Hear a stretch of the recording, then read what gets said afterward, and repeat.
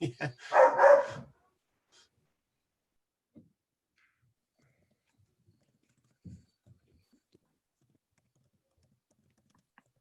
We ready to go? 1 minute, Vicky. Okay.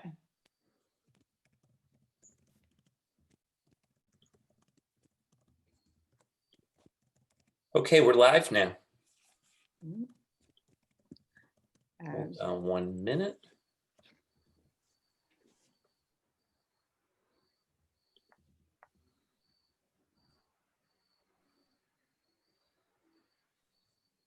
Okay, Madam Chair, you can start the meeting whenever you'd like. All right, call the meeting to order at 7:02 p.m. And we'll start with the Pledge of Allegiance. Okay. Oops, 1 second, please. Okay. I pledge allegiance to the flag of the United States of America and to the republic for which it stands, one nation, under God, indivisible, with liberty and justice for all. All right, so I will read statement on remote participation, get us started. Consistent with the Massachusetts Open Meeting Law, Mass General Law, Chapter 30A, Section 20, and Regulation 940 of the Code of Massachusetts Regulations 29.10, which allows for remote participation in certain circumstances under the Massachusetts Open Meeting Law regulations. The Mendon-Upton Regional School Committee will be conducting this meeting remotely. In this particular case, all 6 members of the committee are participating remotely and virtually through video conferencing. This is consistent with Governor Baker's executive order of March 10th, 2020, which eased the requirements of having a meeting in a physical space open to the public and having a quorum of the committee physically present. Any and all votes will be conducted by roll call votes. Per usual, this meeting will also be live streamed and recorded.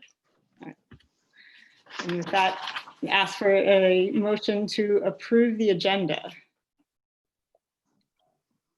Motion to approve the agenda.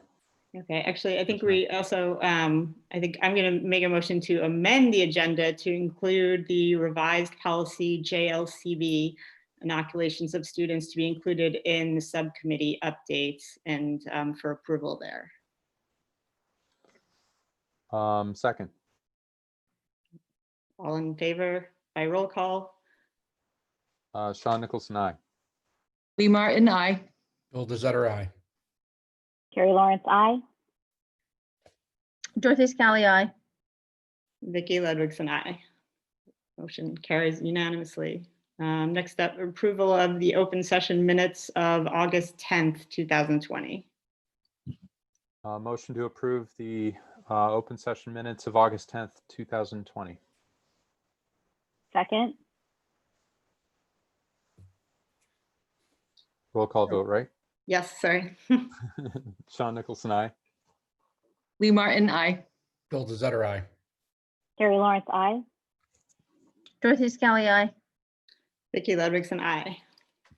Motion approved. Approval minutes are approved. And also, can we get a motion to approve the executive session minutes of August 10th, 2020?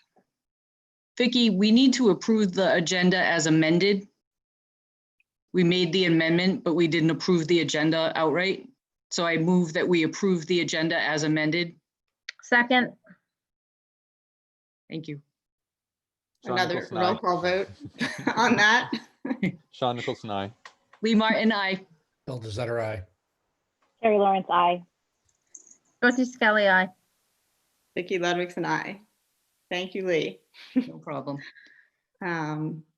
So I think we still now need a motion to approve the executive session minutes from August 10th. I move that we approve the executive session minutes of August 10th, 2020. Second. Roll call vote. Sean Nicholson, aye. Lee Martin, aye. Bill Desutter, aye. Carrie Lawrence, aye. Dorothy Scally, aye. Vicky Ludwigson, aye. Minutes are approved. Next up, superintendent's comments. All right, good evening, everybody. First and foremost, I just want to share with you and kind of give you a summary of what I've shared in the background notes with regard to looking at tentative schedules for our schools as we entered this school year. And I shared with you really at 3 different levels: the elementary, the middle school, and the high school. I really want to commend our principals of our schools, working in conjunction with their staff, have developed schedules for both the remote and the hybrid models that really make a lot of sense. And the guiding principle would be having a schedule in place that is applicable to both models and would allow for seamless transition. So probably the schedule that has the least amount of change is at the elementary level, where it's got, the key literacy and mathematics blocks, but also works in science and social studies and the specials. The big change of the middle school is, again, going from a 7-period framework down to a 6-period framework, but still allowing our students to access 7 courses where the electives will be meeting every other day. But again, it still will, seeing that we have the teaming schedule at the middle school level, it'll still allow, once we're in the hybrid model, to keep a stable cohort together.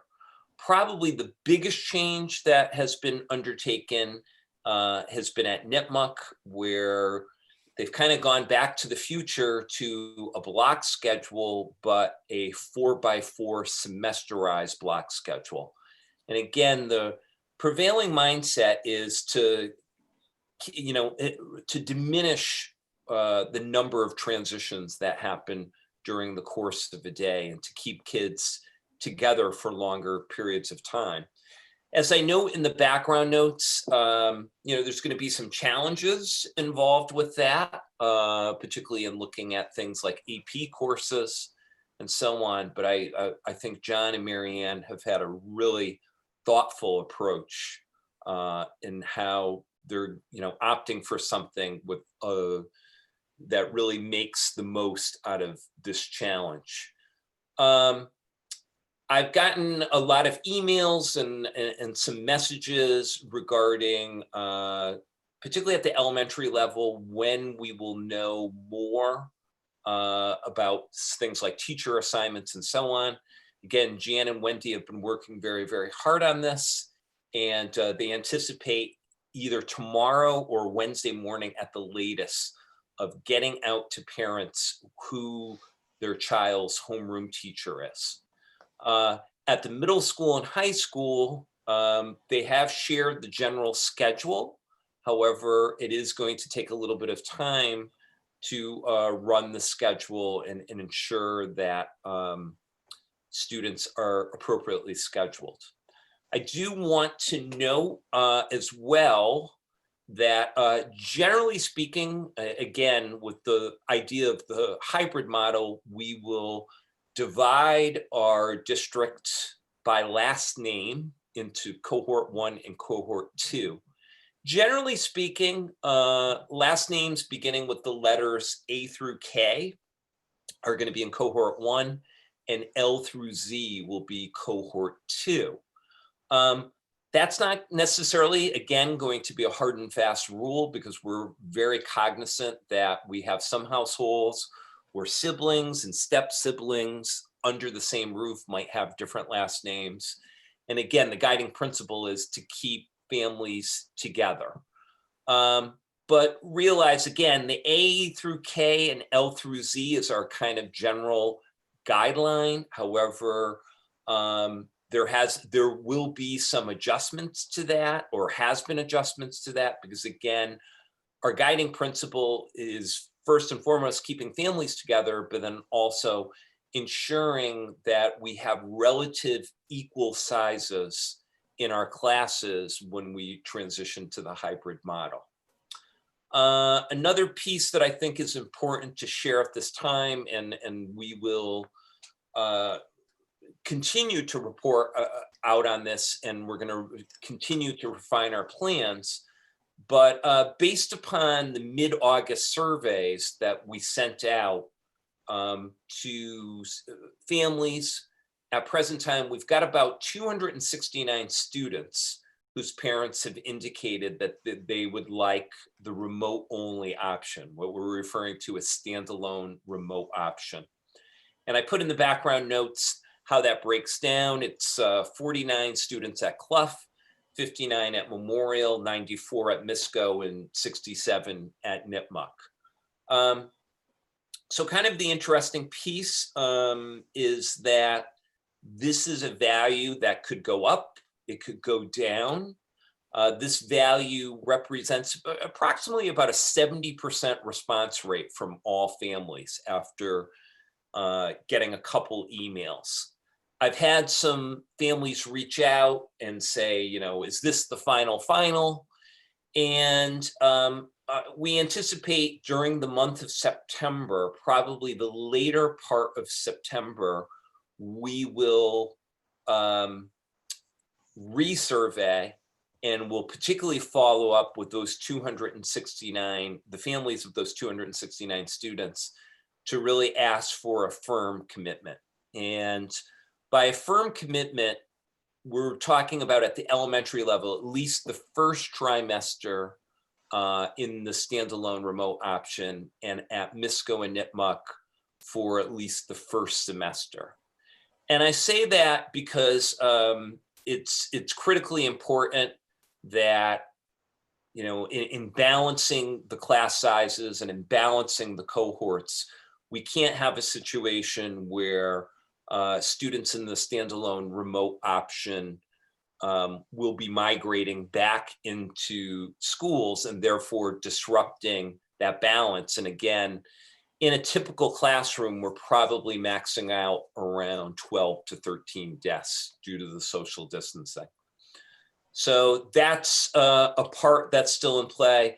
As I also note in our background notes, I've received medical documentations from approximately 25 educators who are either requesting leave or some type of accommodation to teach remotely. And again, I think one of the themes that in doing all of this micro planning is first and foremost, having to be flexible, but secondly, kind of well knowing that the model will look differently at the elementary level versus the middle level versus the high school. So one of our guiding principles, and it's kind of been in talking to all stakeholders, for our students that are in the standalone remote option, we really want them being taught by Mendon-Upton teachers. And in some cases, it's a good fit and it's doable. In other cases, it's going to be a lot more challenging. As you would imagine, the 25 educators does not, as far as what schools they come from, what subjects they teach, what grade levels, and so on, does not necessarily match up perfectly with the 269 students at this time. So we've got a lot of work ahead in better organizing that. You know, we conceivably are looking at some various online options. You know, again, at the high school, something that we've been using for many, many years, virtual high school, VHS, is a nice plug and play option. But again, in developing that final model, our guiding principle will continue to be to have Mendon-Upton educators working directly with the students that are in the standalone remote option. So I'm sure the planning continues, and I'm sure at the next school committee meeting, I'll have a lot more to report on that. Does anybody have any questions? Yes. I have a couple questions. So sure. One, you said the elementary school teacher assignments would be out this week. What about, and the MISCO schedules would take a little more time. So when can like MISCO and NITMUC parents expect their kids' schedules to be out? To Bisco, we are hoping by the end of this week to have homeroom and team placement out to parents. Okay. And Vicky, over at NITMUC, the teacher prep schedule was just finalized today. So that means that they're going through now student by student just to match up and make sure all the students are placed appropriately in classes. So we're looking for hopefully by the end of the week. And just kudos again to my school counseling staff that took a months long process and condensed it down literally to about 10 days. I've been doing the schedule, been part of the schedule for 17 years. I've never seen anything like this. So great collaboration from the faculty, and we know the kids are waiting. So hopefully by the end of the week. Yeah, no, I definitely appreciate all that it was condensed like into a very short timeline. And then just a quick question on the NITMUC schedule with the semesterized schedule. So some of these classes, like year-long classes that are being condensed into a semester, like I understand that the class time is going to be longer, but like are the teachers going to be making modifications to the curriculum to kind of adjust for that accelerated learning, or what can you maybe just give me like a really quick high-level overview of what that's going to look like? Sure, that's one of the biggest things on our teachers' plates right now is looking at the change in the amount of time. And I've compared it as far as AP courses is a good model. So when we certify an AP course and get it audited, we're certifying that the class we offer over the course of an entire school year matches up with what is offered for a single semester in a freshman level college course, which is about 17 weeks. So for us, we're taking our courses and kind of adapting it more to that collegiate model. It means that some decisions are going to need to be made about what to prioritize and the sequencing. We will be using that 90 minutes to go with more depth, but I think it's logical to realize that some things are not going to be included as in the overall curriculum that we offer per semester. The key is making sure that they get the key learning experiences and they get depth and not just breadth. I know that tomorrow morning there's some PD coming up focused on curriculum choices, and we're grateful to have Maureen's leadership in that as far as helping teachers to recognize the power standards, how to prioritize, but there's a lot of work to be done in that area, but we're feeling pretty confident about it. Just making some adjustments to the semesterized model. Great, thank you. Sure. So that actually brings a question, because you started to talk about AP courses. Is there a way that, I guess my question is, how are they going to handle the testing or the structure there? Do we have any insight into that based on if somebody, obviously if you're getting the course in the first half of the year versus the second half? Yeah, that's been big on our mind, Phil. So we wanted some concrete strategies for that. One of the strategies we're going to have in the fall that ends at the end of semester one. So think mid-January. And then there's the gap to the first 2 weeks in May before the testing takes place. The addition of what we call the WIN block, the what I need block, is one way that we're going to support that. So that takes place weekly while we're in hybrid and remote. And then when we get back in person, it happens every day. And it's a block at the end of the day. So it'll allow students who are in the first semester course to maintain connection with their teachers and get some tutoring, extra help, support. We've reached out to Mass Insight Education, which is our partner in expanding our AP program. They always offer us Saturday sessions as well as teacher training.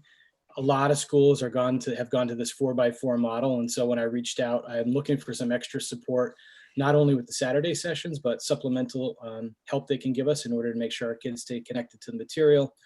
A third approach that we're looking at is the addition of a course that's called Advanced Studies and Application. So for a student who took an AP course in the fall, they could opt into this honors level course in the spring, which allows them the opportunity to extend their learning in an AP course. It's not a study hall, it's not intended to be that, but it's a chance to apply the learning they get in AP in a real world setting. So I'll give you the example of Jen Field's Advanced Placement in Environmental Science, where they've been out building bat houses and putting them on campus, or building a pollinator garden.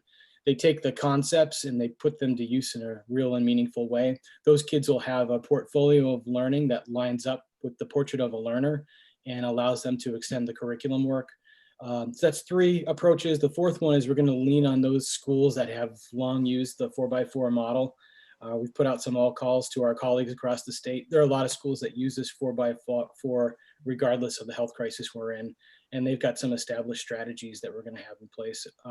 That's 4 things. We're not done with that. It's a key thing on the minds of our kids. And I think it's an obligation we have to them to make sure that they come into that testing block in the first 2 weeks of May feeling prepared, ready, confident. So it's definitely on our minds.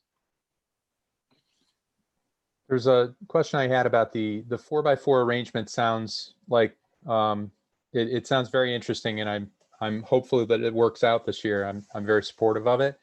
It does sound like there's an issue with respect to some of the classes like band or music, where if you want to stay continually progressing on a music in a music course, that you're going to have to take up a pretty sizable chunk of the amount of classes that would be necessary for the whole year. So if you took up 1 chunk out of 4 in the first semester and 1 chunk out of 4 in the second, then that would be taking up quite a big chunk of the year. Have we thought of maybe how we can continue that more as an extracurricular activity in one of the semesters that you might use for, let's say, another course or another AP class? Yeah, it's big. Thanks, Sean. It's big on the mind of both Simon Harding and Whitney Simmons of providing the opportunities for the kids. Keep in mind, though, too, that when we went to the 4x4, each of our students picked up an extra elective. They would typically take 7 courses over the entirety of the year. So if they opt to stick with band or choral programming for the spring, as you know, and that's a really important part of a lot of kids' experience. We want them to be able to continue. They're not losing an elective. They're just maintaining what they would have had in the 5x7 model. At the same time, we've also seen kids who typically are enrolled in music courses throughout the entirety of the year say, oh, I'm going to take it fall or spring, but I want to try and take this course as well. And so they're using that 8th course, that extra course, in order to explore something different. We're supportive of that as well, but also, you know, just believe firmly that the music program is you know, it's key at Miaa. It's a critical part of the school culture, the experience for kids. So Simon and Whitney are great at flexible thinking. And we've seen some opportunities in the past where kids have taken art courses, but also music at the same time, and they've earned quarter credit. So that was something we did last year. So I think it's a matter of now that we're going to be shuffling the schedule and placing kids into blocks, it's going to be working with the kids to find out how can we keep you connected to the big concerts, the experiences that they have. Yep. Yeah, definitely on our minds though. Very good. Okay, thank you. One more thing too, and I've gotten questions about this, and I want to be very, very explicit about this, and just kind of the whole idea of remote learning and what are going to be the differences in moving forward starting on September 16th with remote learning versus what we had last spring. And I saw this graphic about a couple weeks ago, and I thought it was very, very meaningful. And specifically, again, last spring, kind of being a crisis response of, you know, really having no choice but to kind of invent this on the fly. And versus where we are now, and again, we're deeper and longer in this crisis, but we can be a little bit more reflective. We can be more purposeful in what we're doing. So you can see kind of the differences that our buildings were completely off limits last spring, whereas now the buildings are open and accessible. We will have some teachers teaching from their classrooms, but again, the mindset of programs and grades being phased in over time. If you go through those schedules, again, you will find a much longer school day. Again, age and developmentally appropriate with both live Zoom sessions or synchronous instruction. but also asynchronous activities. Again, the state is requiring us, and I think it's a good thing, to take attendance and have some specific benchmarks by presence and also engagement, whereas last year attendance was not recorded. We also will be grading work. It will not strictly be credit, no credit, or pass, fail.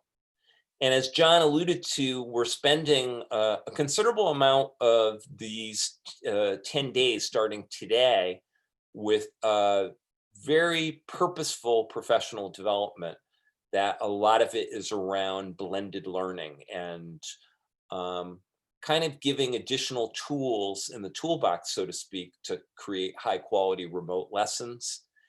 And then some of the feedback that we got from the surveying around too many platforms or too many apps.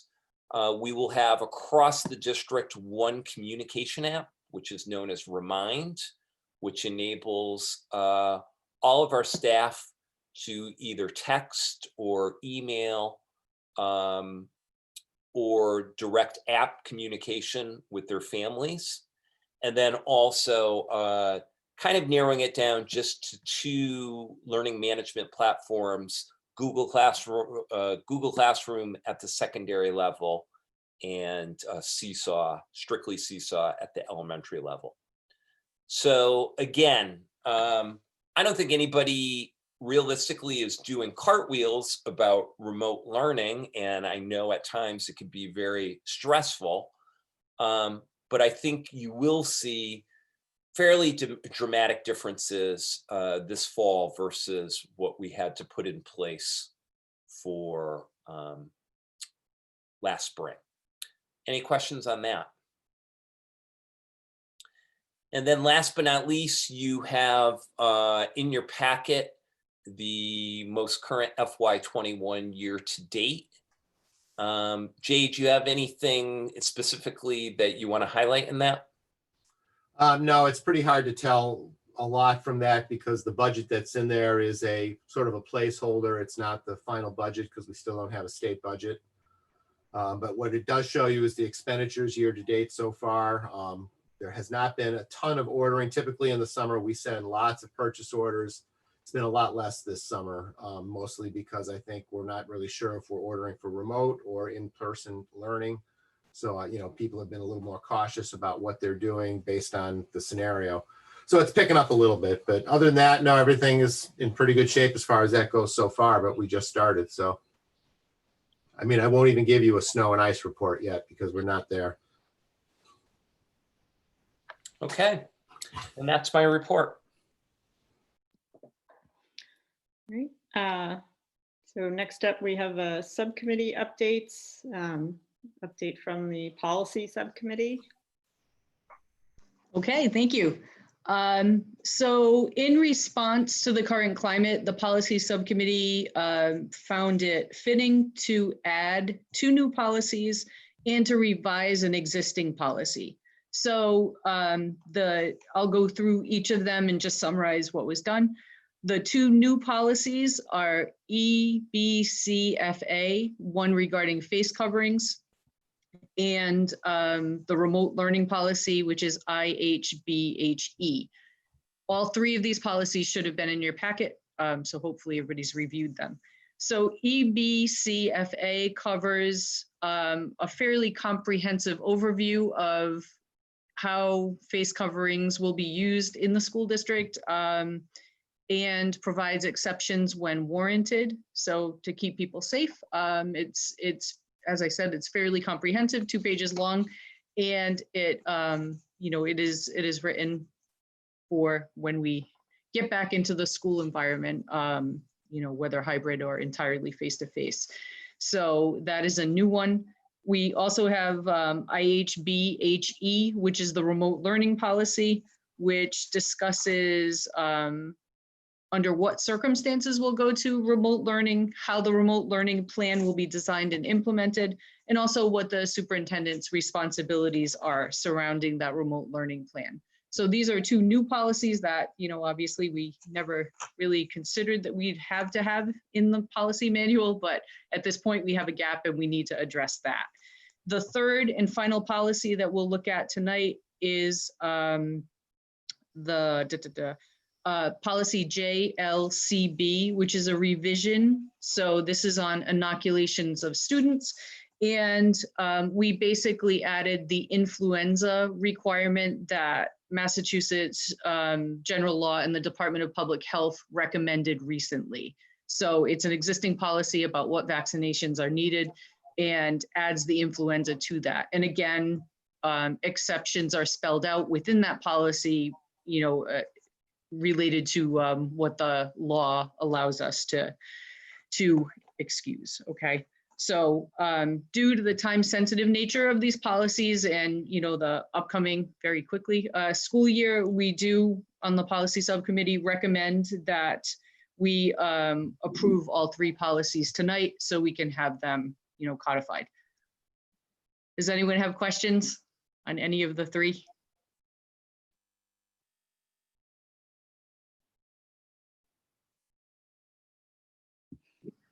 Okay, so we're waiving first read. We're going, this is second read, and we'll, Vicky, if you can call for a vote on these policies individually. Okay, so we need a motion to approve policy EBCFA face coverings. Motion to approve the face coverings policy. Second, Vote by roll call. Sean Nicholson, aye. Lee Martin, aye. Bill Desotter, aye. Carrie Lawrence, aye. Dorothy Scully, aye. Vicky Ludwigson, aye. So policies approved. And so next up, can we need a motion to approve policy IHBHE remote learning? I make a motion to approve the policy on remote learning. Second, Second, Vote by roll call. Sean Nicholson, aye. Lee Martin, aye. Bill Desotter, aye. Carrie Lawrence, aye. Dorothy Scully, aye. Vicky Ludwigson, aye. Policy is approved. And last, we need a motion to approve policy JLCB, inoculations of students. Motion to approve the policy on inoculations of students. Second, Vote by roll call. Sean Nicholson, aye. Lee Martin, aye. Bill Desotter, aye. Carrie Lawrence, aye. Dorothy Scully, aye. Vicky Ludwigson, aye. The policy is approved. And Thank you. right, all set. Next up, we have new business. Okay, new business. First piece, I don't take great pleasure to recommend to you, but it is something that is needed for pragmatic reasons, but also compliance reasons. And it is a request to increase our school lunch prices. And right now, unfortunately, we are not compliant with the federal lunch reimbursement program. And keep in mind, we don't have a very large free and reduced lunch program. We're as a district last year, we were in the ballpark of around 11, 12%. I wouldn't be surprised if it goes up this year with the state of the economy. But according to the feds, we should have a lunch price that is either equal or greater than the reimbursement rate, which for last school year was $3.41. And so obviously we've been at, correct me if I'm wrong, Jay, $2.85 for the price of a lunch? Yeah, I believe that's correct. Yeah, $2.85. We think it would be really challenging to make that jump from 285 directly to, something like 350. So we're recommending to kind of do this incrementally and to start this year with increasing our lunch price by 15 cents for elementary and middle school to $3 a lunch, and then by 35 cents, I'm sorry, 40 cents at the high school to $3.25. So it'd be $3.25 for high school, $3 for K through 8. And then for adult meals, it would be $3.75. And again, this really is a compliance issue. And I think we've fallen behind from where the reimbursement rate should be. And hopefully we could get there in a period of 2 or 3 years. Jay, I don't know if there's anything that you want to add to that. No, I think you covered it pretty well. We need to be in compliance. I think they will give us time. We were on a waiver exemption 2 years ago. Last year, we were out of compliance, but we need to start addressing it. We do get a fair amount of money from the free and reduced program. It's a good revenue stream for the lunch program. So I think if we do it gradually over a period of 3 or 4 years, they'll allow us to continue to do it that way. But we do want to keep getting the reimbursements. So I think it's something we have to do.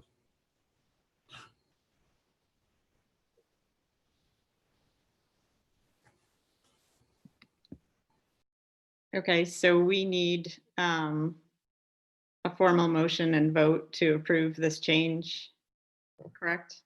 Correct. Okay. Do you want to approve both price changes during the year? Is that what we're voting on? What you're voting on are the price changes to $3 for K through 8 and $3.25 for the high school, just for the 2021 school year. Okay. And the adult price as well. All three. Okay. We'll deal with next year when we get to next year. Okay, so I'll make a motion to adjust the school lunch prices as stated. Second. Any discussion on that?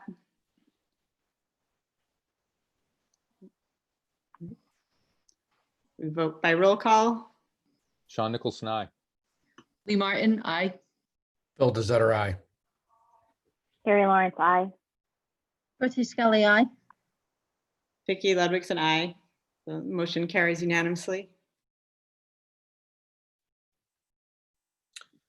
Okay, the second piece of new business is something that I bring before the committee that you might want to consider, particularly, and again, this could be a temporary measure, as we go through the pandemic, but it's the issue of warrant authorization.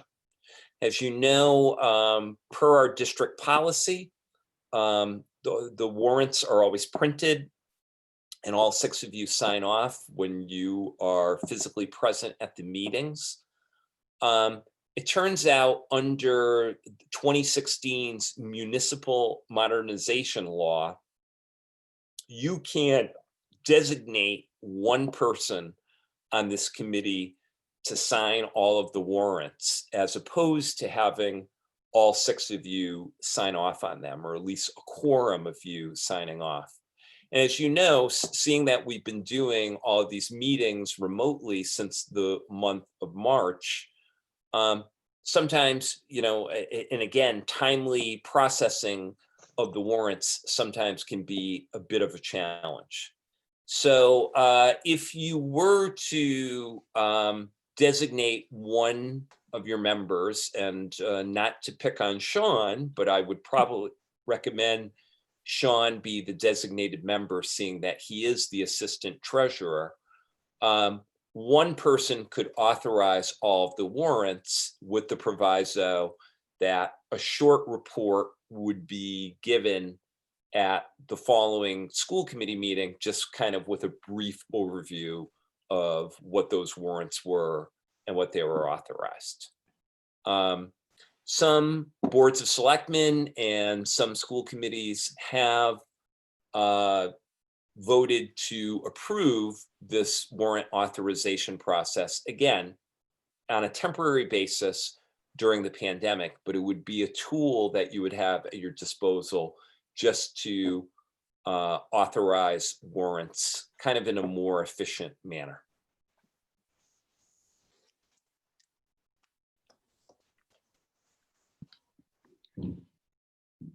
Seems to make sense. And is there a time limit that it would be associated with? Do we have to vote on it over and over? No, what you would be doing is you would be voting to adopt this aspect of the law. And again, from my perspective, it could be a temporary tool as we go through the pandemic. And once in-person meetings start up again, it would be a moot point. You can also do this on a permanent basis. I mean, there's a lot of committees that just have enacted this and this is how they've handled it going forward. I mean, my advice would be to set it up this way. And if you don't like the way it's working, you can always get rid of it once we get back to real meetings. Depends on how much of a hassle you guys think it is to come and sign all the warrants, but we've got several that need to be signed right now. Is there a way that, does the law call for a substitute in case I'm out or incapacitated, or? Are you planning something, Sean? No, I was thinking, maybe leaving. Yeah. No. I believe you're the designated survivor, Sean. Oh, okay. So I've got to remain, but I'm just wondering if there is if I had an extended trip somewhere or something like that, is there a provision to allow someone else to be the designated signee? I would think you could word it that way, that, you're the principal or someone's the principal and someone is the secondary if the principal's not available. Yeah, that's probably a good idea. Yeah, I think that's wise.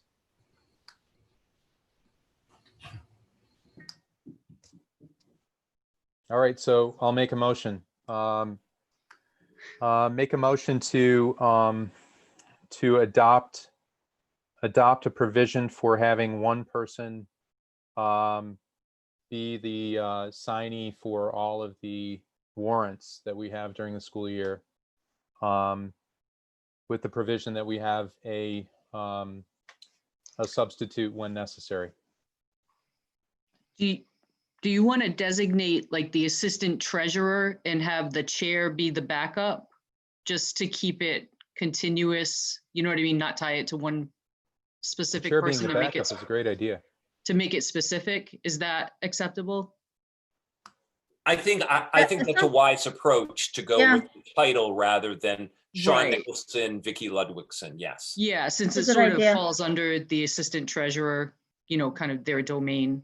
And then have the chair, whoever the chair is, as the backup.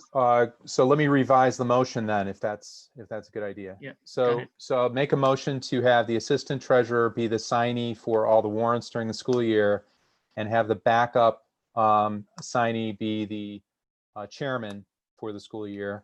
And yeah, that's it. Second.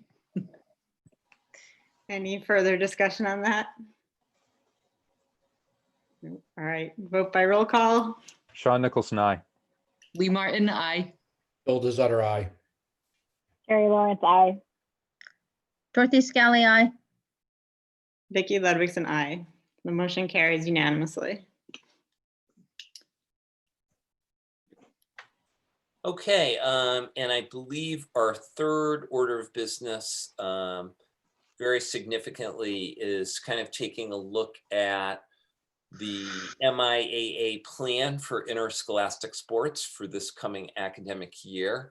As I'm sure all of you know, about 2 weeks ago, DESE, in kind of one of their Friday afternoon, Friday evening releases, stated that any district that is starting the year in a remote system would have to have a formal vote of the school committee to approve athletics within the district.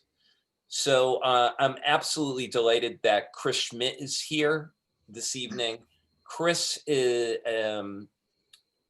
has really been working with all of his counterparts throughout the Blackstone Valley and throughout central Massachusetts, and also works very closely on several committees of the MIAA.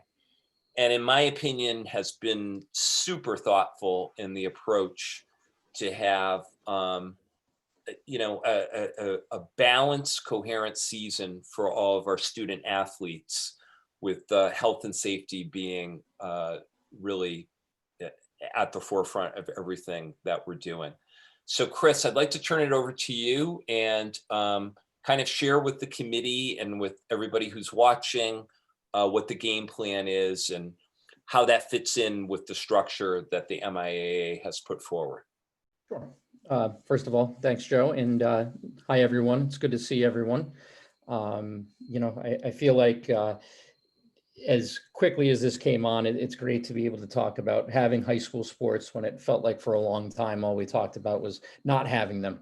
So, I am excited to bring this plan to you, and it's somewhat of an amalgamation of what the MIAA has set forth, what we within central Massachusetts have worked together to come up with, and then ultimately what I think fits well for us at a local level.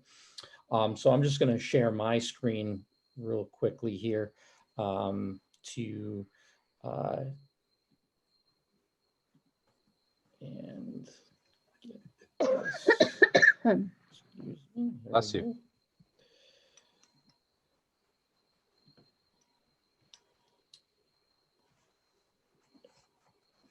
So a little bit of what this is going to do, if you haven't been able to follow along with what the MIA has put forth, it'll provide you an outline and a skeleton of the year as a whole.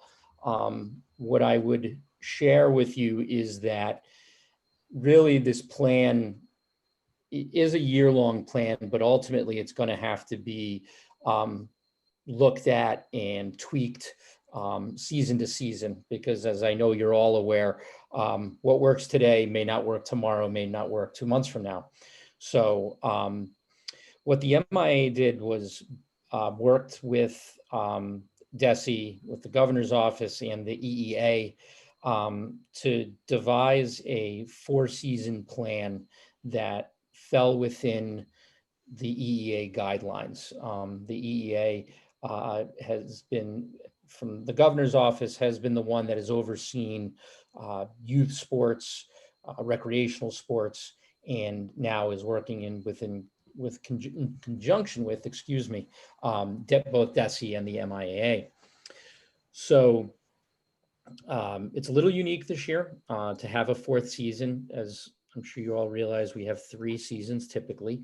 The big change, I would turn your attention to the fall 2 season, where cheerleading, football, and unified basketball were moved there by DESE and the MIAA due to their high risk designation by the EEA. And then recently, we throughout districts 2 and 3, which essentially is central Massachusetts, have also shifted volleyball there, and mainly because of the number of schools within our area that are starting both remote and others who might be in a hybrid format that are utilizing their gym for other purposes, that simply holding a sport in the gym is just not possible now. So what that means is our fall season would be comprised of boys and girls soccer, field hockey, boys and girls cross country, and then ultimately in golf. Our winter season would be what we would typically have as you see the sports listed. We have that fall 2 season, and then ultimately the spring season, which would start right around after that April vacation, and then potentially move through the end of June, depending. One of the caveats here is that any local school district has the ability, if they see need or see fit, to move any of those fall one season sports. So the ones I listed, if they felt that it was in the best interest to play those in that fall two season, they would have the ability to do that. In my estimation, it's not really a good option for us. One of the big reasons would be our facilities. If any of you have tried to play a soccer game on a grass field in the end of February, it doesn't work very well. I submit this to you as my recommendation moving forward, how it would look. And there are a few caveats moving forward if a school were to have to suspend its fall season due to COVID, whether it be because the community as a whole falls into that red designation from the governor's office. They could request to move into the fall two season, or if an individual sport for whatever reason had to stop due to COVID, whether it be because of an outbreak or something of that nature, you could also opt into that fall two season, even if we're halfway through and that happens. So that's sort of the outline of what the school year will look like in terms of sports.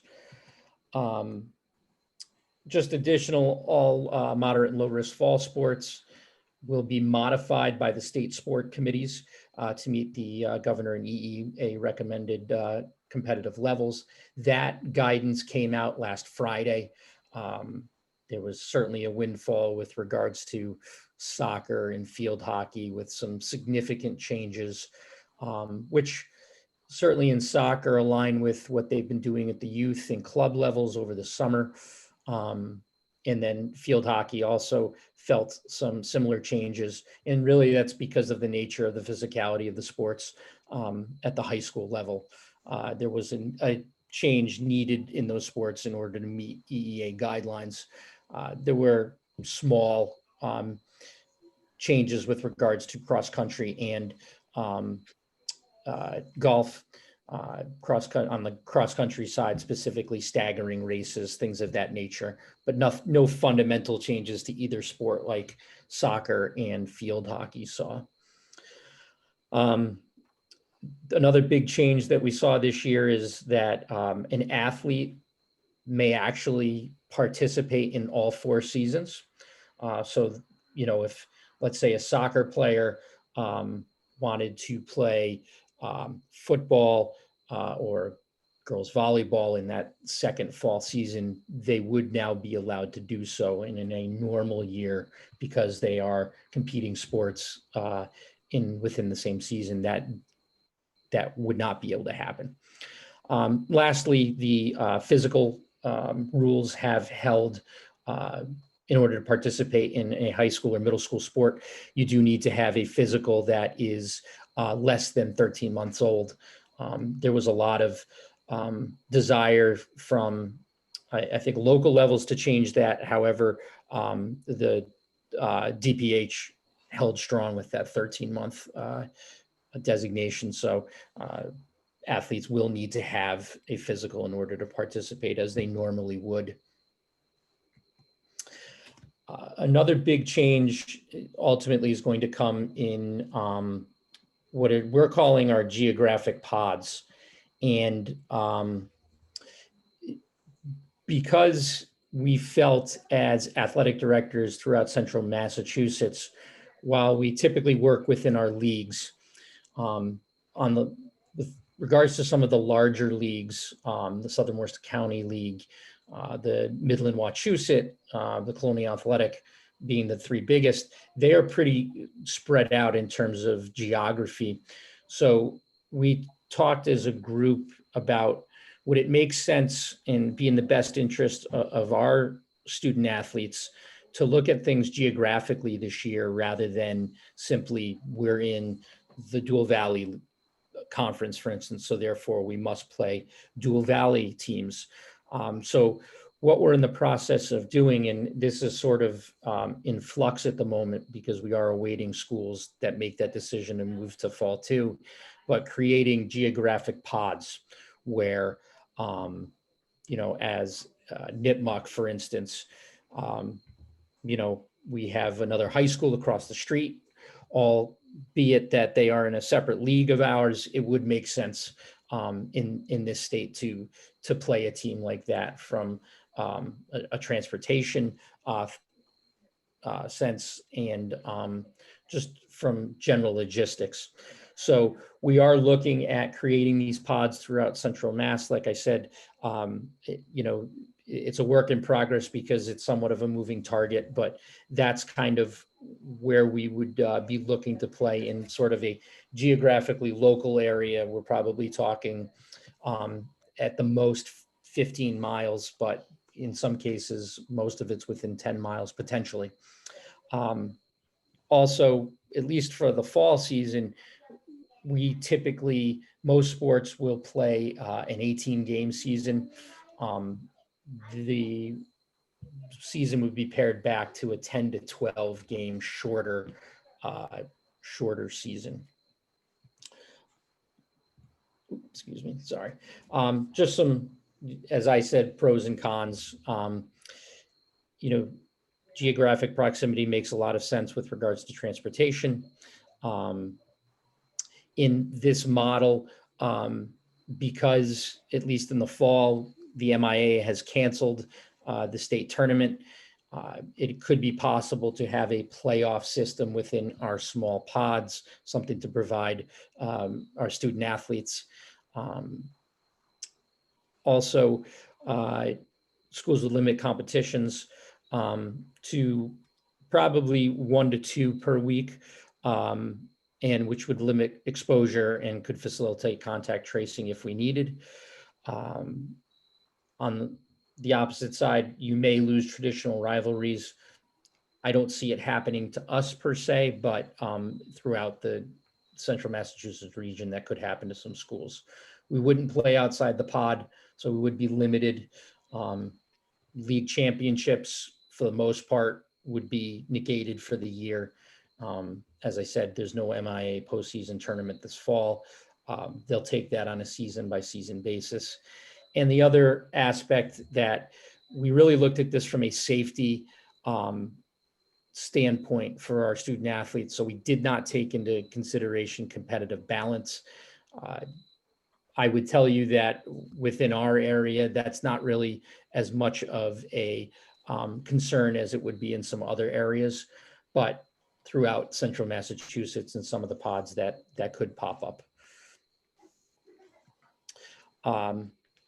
What this is providing you a sample weekly schedule, what that might look.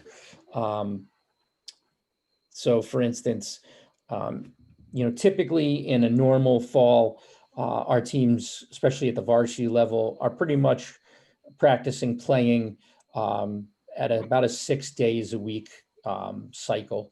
That would be pared back this fall, certainly to definitely 5, possibly 4, depending on what we end up coming up with in terms of a schedule. Also, our practices would be limited to an hour and a half. And that is because of the limits that the state has put on with regards to number of people in a playing field at once. Because it's capped, it would not be possible for us to have 2 teams on the field at once. So we would need to stagger that. I do imagine, though, knock on wood, I'm hoping it doesn't happen, we may be looking at Triple E at some point. This also takes into consideration those restrictions that may come into play. So we would be able to get all our teams on and off at what was a time that worked for us last year, and still provide sufficient practice time.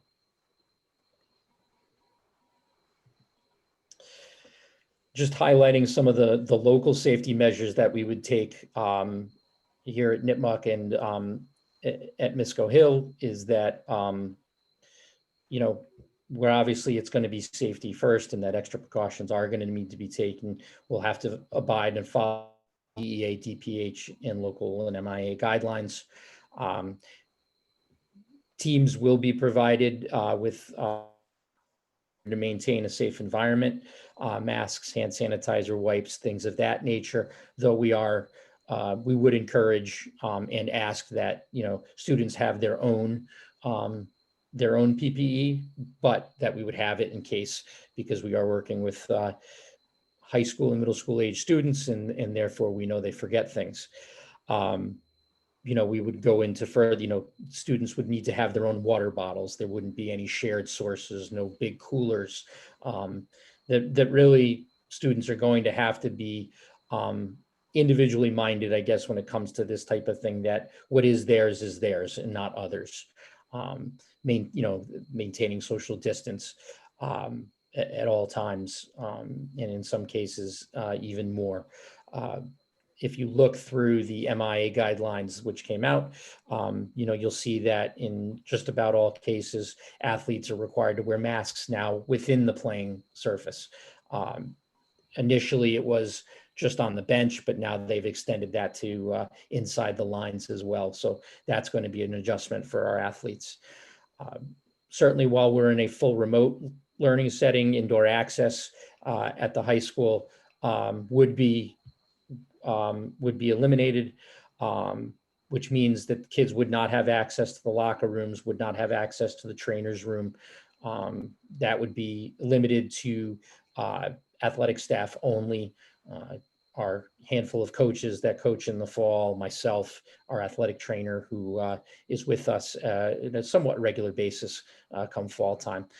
Because that may mean to eliminate access to bathrooms, we are looking into, and with the help of Mendon-Upton Youth Soccer, having bathrooms placed both at the upper and lower fields, which has been an issue, especially as I know Sean can attest to for our field hockey field.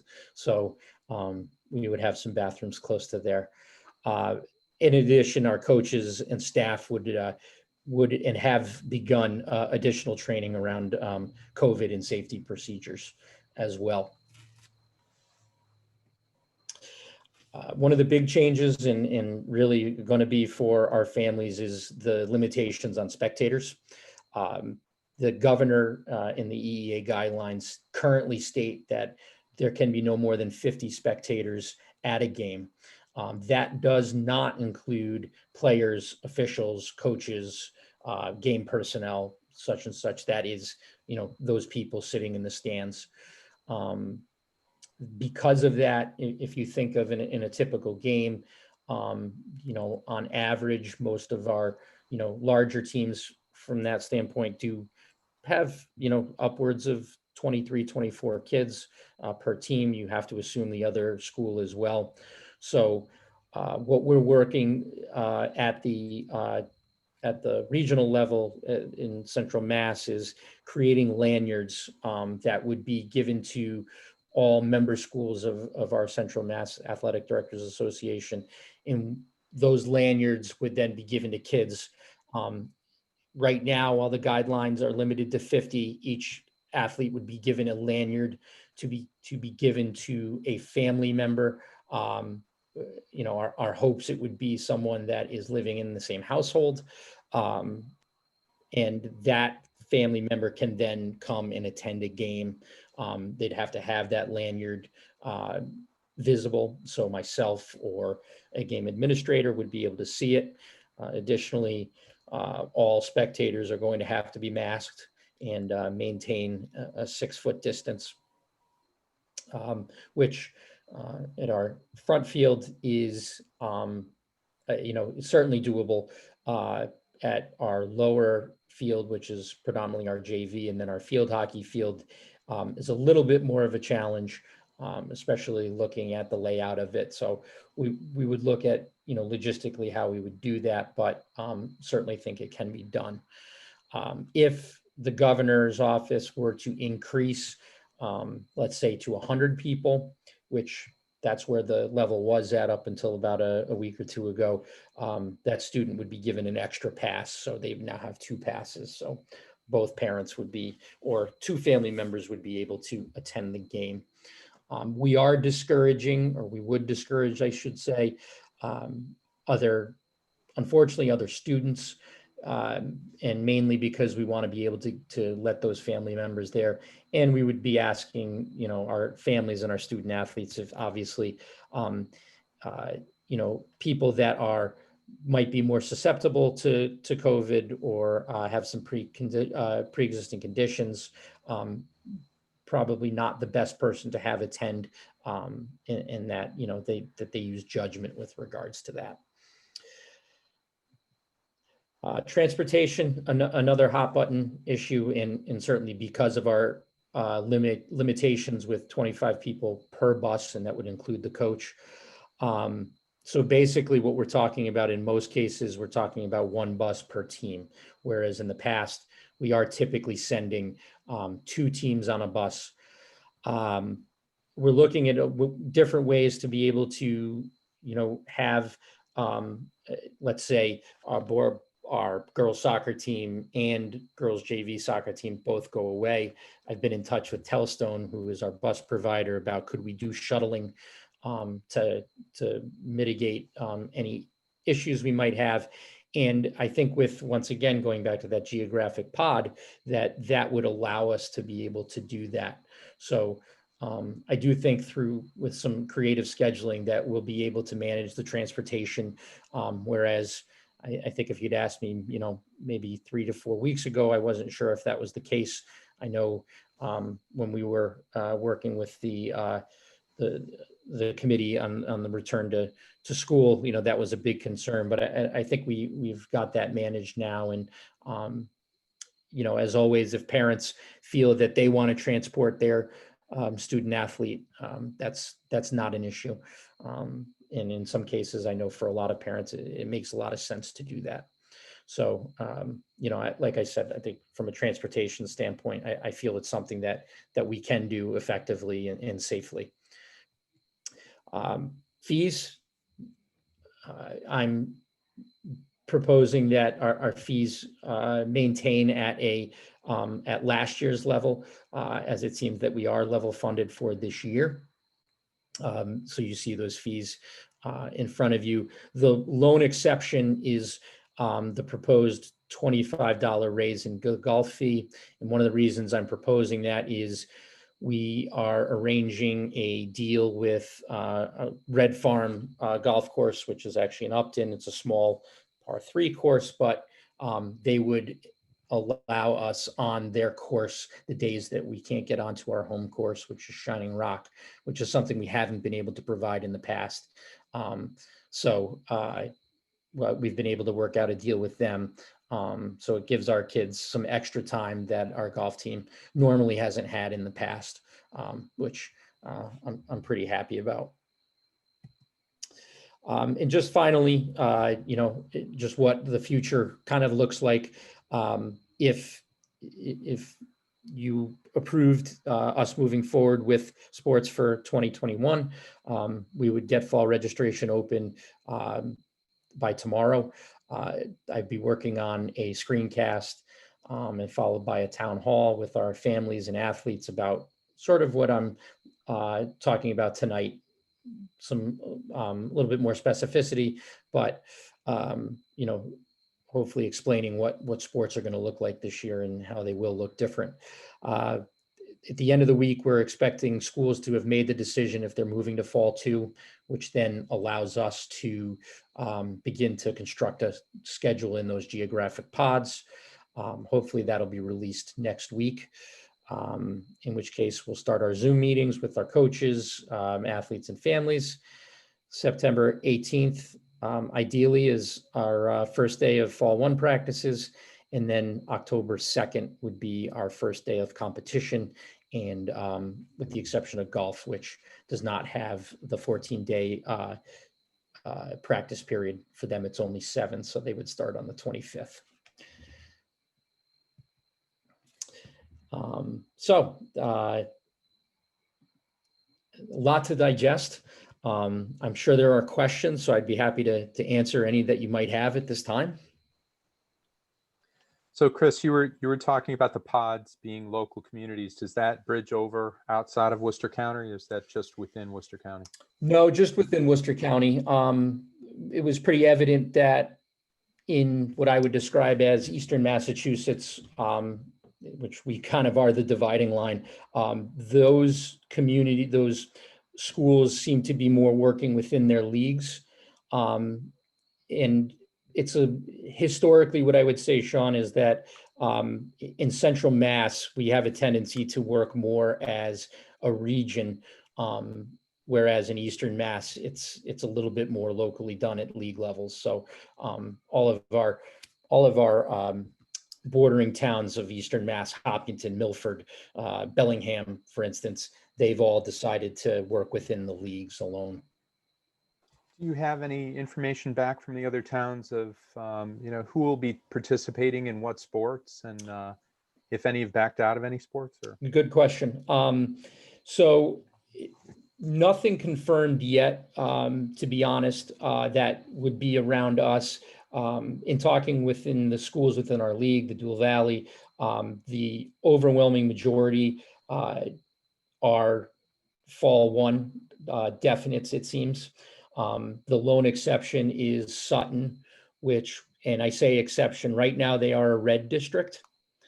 So that does complicate things, but I do know, and actually they are in the midst of the same discussion we are having right now. So they had also had to go to school committee, though I think if they do have a desire to go into the fall one if they can. There is some talk about some of the Southern Worcester County League schools possibly looking at the fall two season, Grafton, Northbridge, Millbury, communities like that. But I do know one of the things is they have turf.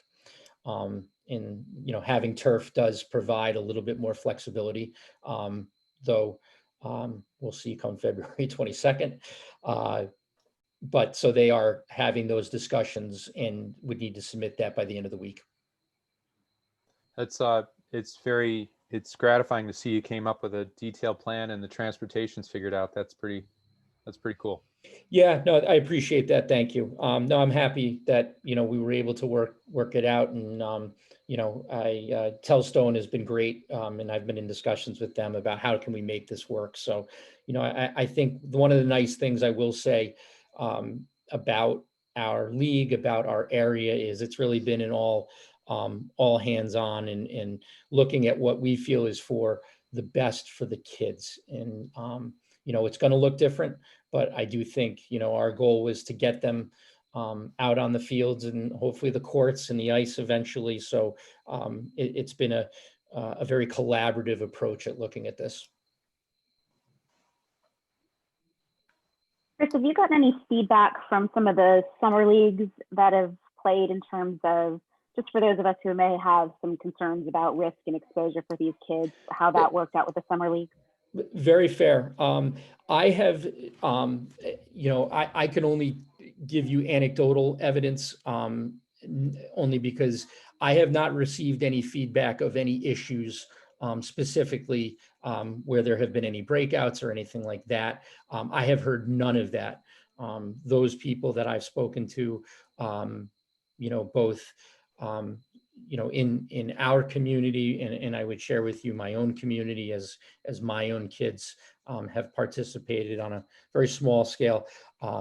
It seems that when precautions are taken, that I think risk can be managed, and wear a mask. It makes a lot of difference. So I think the positive is that I have not heard anything negative, but that's also not to say that there haven't been issues. Okay, thanks. Mm-hmm. So the middle school schedule, Scott, is similar? Yeah, the middle school schedule will only be in the fall one cross country. All the other schools that we play, just about all the other schools have canceled their middle school sports. So our cross country is only within our Dew Valley League, which they've all committed to participating in middle school cross country. We'll limit our numbers this year. We're normally 5 through 8, and this year we'll only allow 7 through 8 and only allow 24 kids. I'm going to break it out to 2 groups, a boys team and a girls team. So we'll have 48 kids total participating. That way we can take 2 buses, separate buses with 2 coaches. And we're going to follow the guidelines that Chris has already written, which is Chris has done a great job, and him and I have been in contact, and he's kept me up to date on everything. So that's provisionally through the next time you check in. Is it still possible to have sports at some time this year, or is that shut down for the whole year? That's just for the fall right now. Okay, all right. Yeah, like Chris said, it's going to be season by season and day by day. Okay.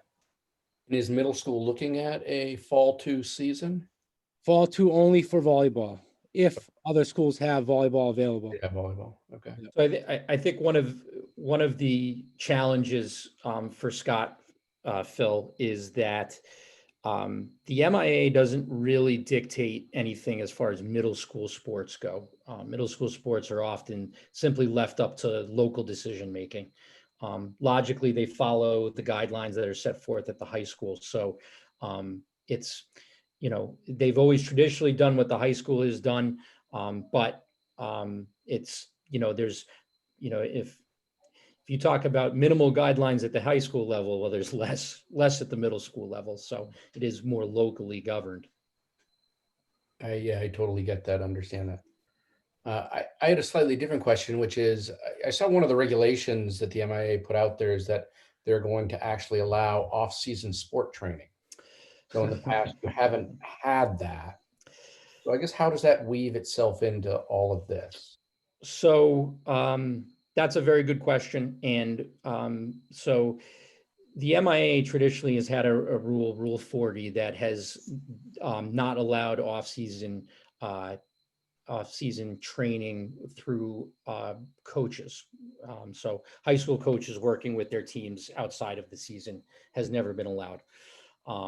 This year, they sort of allowed it in, 2 ways. One is they've said that those fall 2 sports who are playing in that in-between season, they are allowed to practice during fall 1 under the guidelines that the EEA has set forth. The other piece of it is what you just referenced, is that out-of-season coaching. The way they wrote the rule was that it's ultimately up to the principals. I know, and I will be perfectly honest, there's a lot of trepidation at the athletic director level about out-of-season coaching because, well, any number of things, ultimately that it's a bit of the wild, wild west, and it's a bit of a Pandora's box that this opens. I know we are looking to work together throughout Central Massachusetts to come up with specific guidelines for athletic directors and principals to look at these things. I'm not sure if you've seen, and mostly on social media, but a lot of the leagues throughout the state are not allowing it. We are still working throughout not only our league, but the regional level to talk about is how, really, is this good for kids? And if so, how can we do it that makes it so?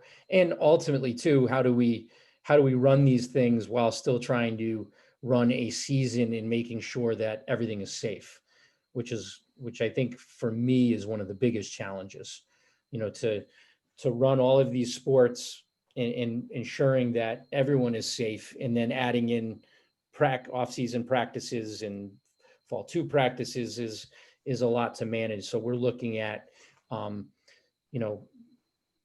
looking at it with limitations, with timelines, with, great care. Because the other thing too is what we don't want it to do is pull kids in 5 different ways, right? That, we have a fall athlete who all of a sudden hears that you know, their winter sport is practicing, well, now he or she may want to do that. And I don't know if that's the healthiest approach.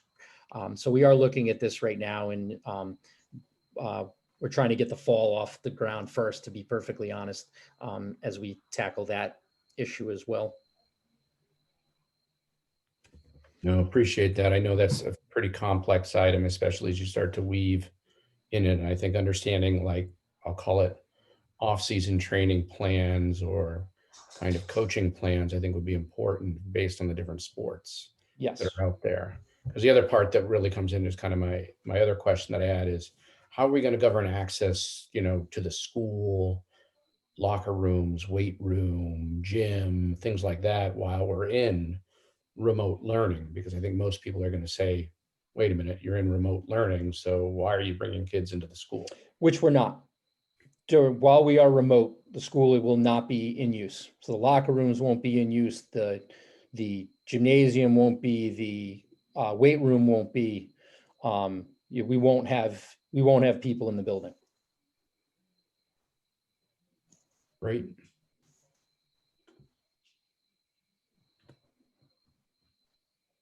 No, I'd say it's a pretty detailed plan. I know it's fairly complex, and I know there are a lot of student athletes that want to get back out on the field, so to speak. So I think it's a tremendous job the two of you are doing. Thank you.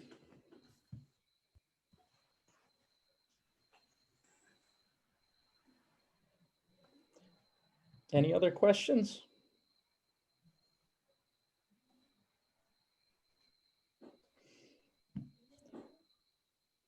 So I think as a committee, a motion and a vote to approve athletics for the 2021 school year would be in order.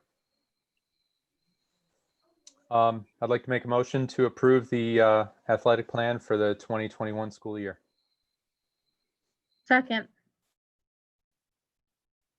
Any further discussion or questions on that? Can I ask one more question that I think would be good to ask? Sorry. That's okay. And it's actually not to you, Chris, or to you, Okay. Scott. Actually, it's more to John, Marianne. Don't know if Marianne is on or not. But you, John, and Marianne, and Sure. And Jen, just to understand kind of your point of view as it relates to the sports and the approach and the plan there overall, and your point of view. Sure. Yeah. Thanks for giving us a chance to weigh in. I think the key thing is to recognize what Chris came down to is it's doing what's best for kids and doing it in a way that is safe. He's done such a great job of collaborating with other ADs, working with the Miaa, working with the region. And so I'll speak with my principal hat on that. I know that educational athletics is a huge part of the experience of being in school. It oftentimes gets kids to school. They learn a lot through that experience of teamwork and leadership and collaboration. And we want the kids to have that experience. I think of some of the seniors that I met with leaving school last year, members of the class of 2020, who talked about the most challenging piece of the whole experience was not having that senior season, and the thing that they look forward to the most. And they were really spending a lot of time from when they first stepped foot in the halls of Nipmuc of wondering what that senior year would be like. It's a motivator. And so we want the kids to have that motivator. I'm going to put my dad hat on as well. Both of my kids are participating in athletics right now. It's a decision we made as a family. We didn't take it lightly, but they're competing with masks on. They've got great coaches like we do who are adhering to health and safety guidelines. And when I saw my kids come off the field after their first practice in months, there was a buoyancy, a pride and energy, a connection that they had been missing. And I want that for all of our kids as well as my two boys at home. So I'm really pleased with the plan Chris has put forward, mitigating risk as much as possible and looking to give kids as complete of experiences as we can. One thing you never want to have to do is follow John Clements when speaking, especially when you're in your hoodie and he's in his tie. I'm kidding. John always does a beautiful job articulating, I think, what the leadership is feeling and thinking about. And I would just add, I have such faith in the plans that Chris and Scott have put forward and believe in the expertise of our staff in the district. So same experience with the music department in terms of measuring my own tolerance for risk with what we know is best for kids and what we think we could do safely. So I know that with all staff, with all the things that we are creatively trying to put forth to kids, that safety is everyone's #1 priority, and that we wouldn't entertain the planning or conversation if it wasn't. So the fact that this is where Chris and Scott have landed makes me feel good about being able to offer fall sports, cross country at MISCO. It's unfortunate that we have to offer it to such a small number, but I think that we have to start everything this way with really small numbers and really slow and easy transitions to see how it works. And I also think that we have to teach kids to live in the world they live in, and that this is an opportunity to allow kids to engage in an activity with adults who are committed to teaching them how to do it safely. So I feel like this is a good first exposure and a good first step. And I'm really thankful that Scott and Chris have been able to take this challenge on and do it so well. So No, that's great. Just quickly, are all the coaches and athletic trainers, those personnel are all on board with this? Yep. Yes. Yes, they are. Great. That's it from me. if they wanted to do it inside, Phil, I'd have a harder No, time. I do understand. Not gonna that. lie. I mean, I do know it's an incredibly complex thing, and I do applaud Chris, you, Scott, and all the administration and the coaches and the athletic trainers for trying to really work together to put something together that's really feasible. I do know how it impacted our students, especially to what John said, the seniors. I had one of those that couldn't have a spring season, so I know, and I've heard consistently about how it kind of impacted their experience. But at the same point in time, I also know we've got to balance that out with the risk side of things and doing things in a safe way. Where I think many people will ask, well, wait a minute, if you're in remote, why are you actually allowing athletics to go back?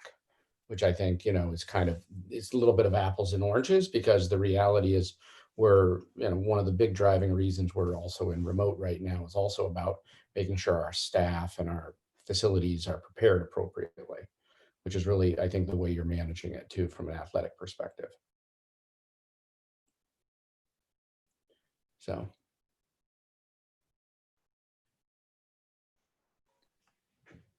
All right. So if there's no further discussion, we can take a roll call vote on the motion to proceed with the plan for fall 1 season athletics. Sean Nicholson, aye. Lee Martin, aye. Phil Desutter, aye. Carrie Lawrence, aye. Dorothy Scally, aye. Vicki Ludwigson, aye. Motion carries unanimously. All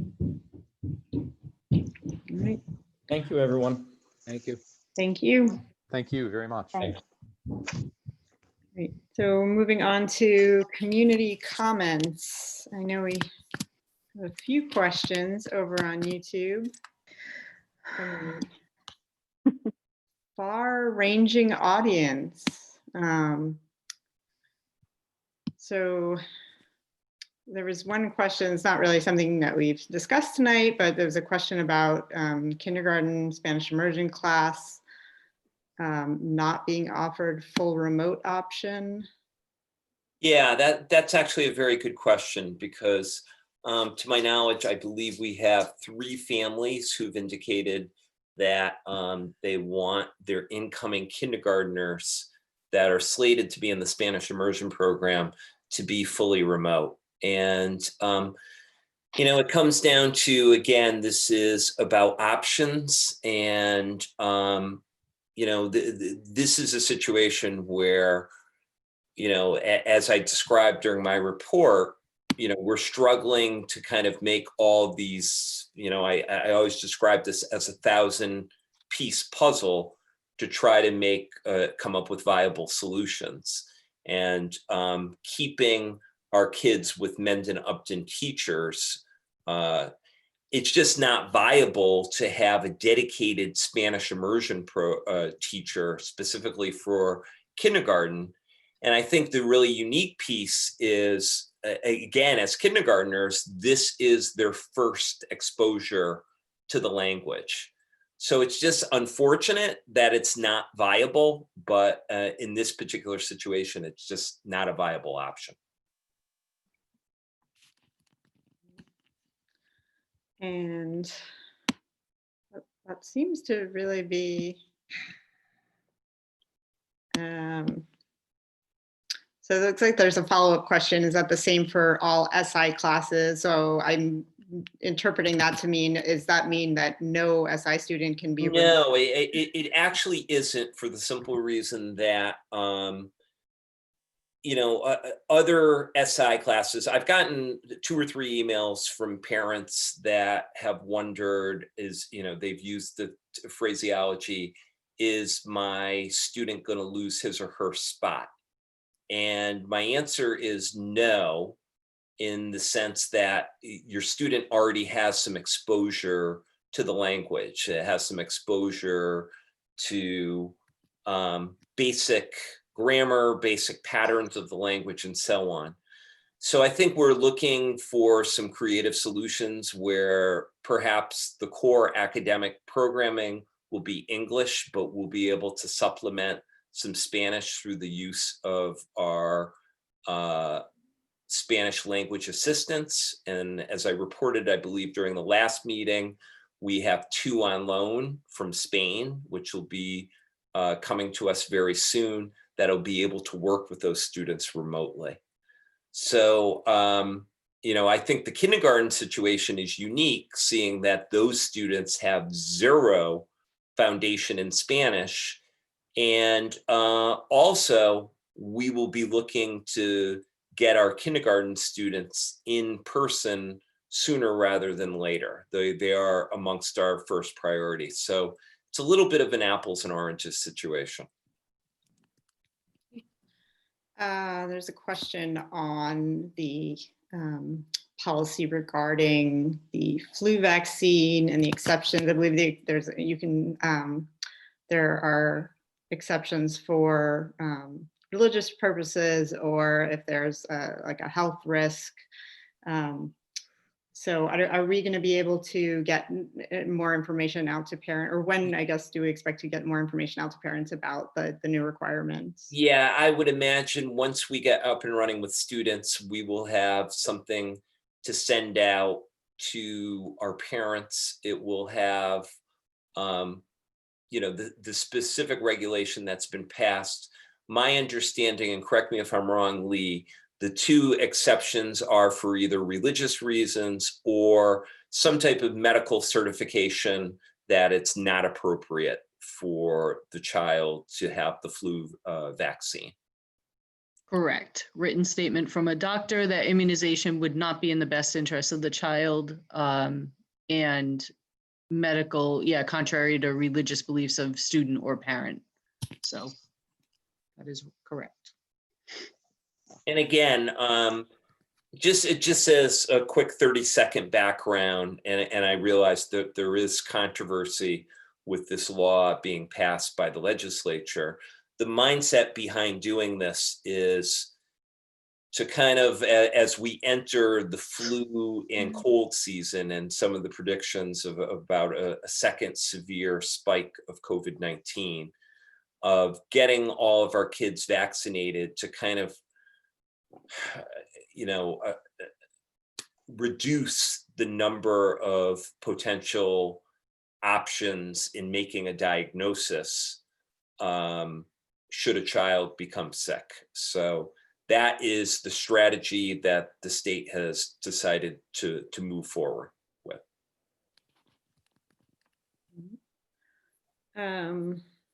There's a question about what about pre-K? So I'm not sure what specifically is what about. Not sure. Yeah, I'm looking at that question right now.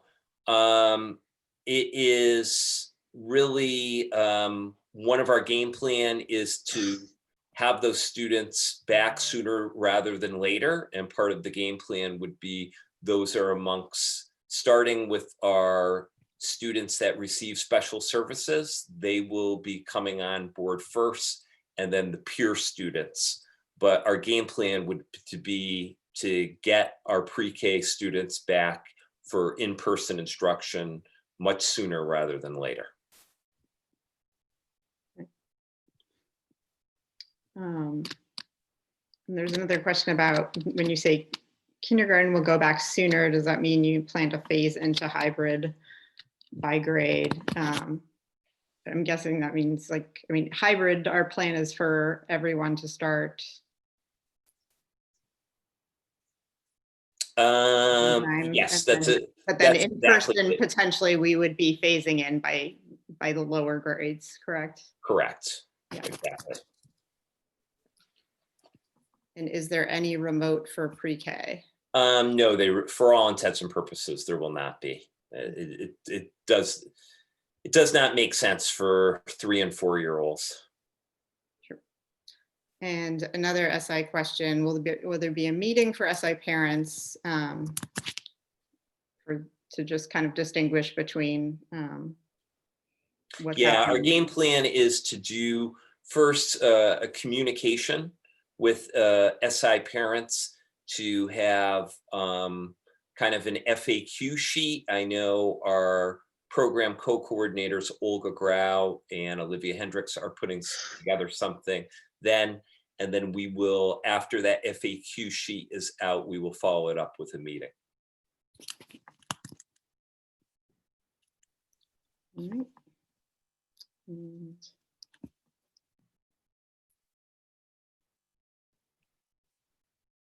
Right, and then just a clarification. So October 13th is still the target date for the transition to hybrid for all grades. Correct. So, right, looks like about it. So is Before there? we move on, I'm sorry. Sorry? Go ahead, Karen. Before we move on, I actually wanted to ask a question, especially while we still have John and Jen here. We talked about athletics tonight. Has there been any discussion about the drama program? Because like, I know a lot of people have student athletes. I have a lot of student actors and singers who were equally devastated by the loss of the spring musical. So I'm wondering what plans have been discussed to get those kids their experiences this year. Sure, Carrie. Yeah, I met with Tam Johnson today, actually. Had a conversation with her. Tam is committed to finding some options of ways that we can put a production on for the students. The guidelines from DESE are pretty rigid around performance, especially around music and singing. But Tam's excited about working with her leadership board for the Drama Guild in order to what options we could put in place, and has been really flexible in thinking about remote options, things they could perform from home, trying to meet the needs of all the kids. We have some students who will be standalone remote who are part of the drama program. We feel like even if you're standalone and remote, we want you to be part of extracurriculars and activities. So we're looking for ways to include everybody. And I know that Tam has been meeting with Simon Harding, who really provides a lot of guidance on drama and after school arts. So yes, we're gonna make it happen. The kids deserve it. It's an important part of the experience. Great, thanks. Our theme at MISCO, Carrie, in our staff meeting and moving forward is looking at essentialism and what's essential elements of each thing that we do in terms of educating students, and then how do we replicate those with our remote learning or hybrid learning piece. So we're in that early stage of looking at everything through that lens. But again, have teachers who are just so creative and so committed to making things happen for kids that I think you'll expect to see extracurricular offerings in some way, shape, or form. Great, thanks, guys. Thanks for asking. And I'll just ask one quick question, just because I see a couple more questions. I know we were working on like an FAQ for the district. Is that something that's up now or still in the works? Yeah, it's still in the works. Okay. So because again, some of our key concerns right now, and again, I can't give enough credit to Maureen Cohen and our building principals and, you know, Dave Quinn and Joe Lakeview, and everybody's really working hard on a lot of the micro planning that needs to go in to a lot of these logistical challenges. all right. And I know nobody really wants to think about this in August, but there's a question about snow days and what that will that look like if we're in remote learning. It is kind of interesting. In my humble opinion, and I know this question came from Beth, that to me, it makes a lot of sense that snow days should be a thing from the past after all the remote learning days. And in fact, where I live in the state of Rhode Island, it's been very, very clear from both the governor and the commissioner of education that there will no longer be snow days. However, in Rhode Island, in Massachusetts, it's a little bit different. If you guys recall, as a committee last year, I know it seems like 7 years ago, but the notice came out that districts like our own that were doing the ASL days, the alternative structured learning days, last year was supposed to be the last year that they were permissible. So at this point, we haven't had any guidance yet from DESE either way about snow days. But again, in my humble opinion, it would seem to be common sense after quite a long experience with remote learning. And again, you know, districts that do it well and are thoughtful and purposeful about it, snow days should be a thing from the past. Here's hoping. Exactly. All right. So if there's no further questions, we move on to correspondence. Okay, so there's only one piece of correspondence, kind of interesting. It's in your packet. We last week received notification from the solar provider, NextAmp Solar, notifying that our third and final photovoltaic solar array, this one located in Seekonk, is now online and operational. So if you recall, and I know there's a couple stalwarts, Phil and Lee, I think it goes back, what, at least 6 or 7 years now, Jay, that we signed the agreement for solar energy to provide electricity for our district. It was a grand total of our solar carports, but then also 3 external arrays. And so with that correspondence, it's now complete. Great. Meaning that now we get all of our, now that we're getting totally quote unquote green energy. Exactly. Exactly. Okay. Cool. Okay. Are there any other matters not anticipated by the committee within 48 hours of the posted meeting?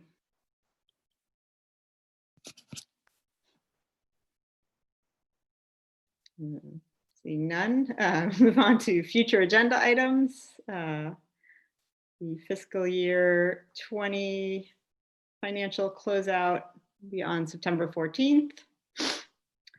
And then last, we'll take a roll call vote to executive session pursuant to Mass General Law, Chapter 30A, Section 21A, exemption number 3, to discuss strategy with respect to negotiations with the district's labor associations, because doing so in open meeting would have a detrimental effect on the bargaining position of the committee. The committee will not return to open session. Second, and Sean Nicholson, aye. Lee Martin, aye. Bill Desutter, aye. Terry Lawrence, aye. Dorothy Scally, aye. Vicki Ludwigson, aye. Good night, everybody. Good night. Good night. Good night. Thank you. Thank you.